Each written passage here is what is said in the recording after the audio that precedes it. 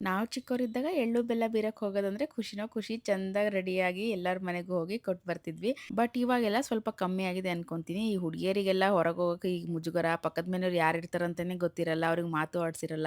ಹೇಗೆ ಕೊಟ್ಟು ಬರೋದು ಅಂತ. ಆದ್ರೆ ನಾವು ನಮ್ಮ ಸಂಪ್ರದಾಯ ಬಿಡಬಾರ್ದಲ್ವಾ? ಅದರಲ್ಲಿ ಬೆಂಗಳೂರಲ್ಲಿ ಅಪಾರ್ಟ್ಮೆಂಟ್‌ಗಳಲ್ಲಂತೂ ನಮಗೆ ಒಬ್ರಿಗೊಬ್ರು ಸಂಬಂಧನೇ ಇಲ್ದಿರೋ ಥರ ಇರ್ತಾರೆ. ಪಕ್ಕದಲ್ಲಿರೋರು ನಾರ್ತ್ ಈಸ್ಟ್ ಆದ್ರೆ ಏನು, ಬೇರೆಯವ್ರು ಆದ್ರೆ ಏನು, ನಾವು ಹೋಗಿ ಕೊಟ್ಟು ಬಂದ್ರೆ ನಮ್ಮ ಕಲ್ಚರ್ ಏನು ಅಂತ ಅವರಿಗೂ ಗೊತ್ತಾಗುತ್ತೆ ಅಲ್ವಾ?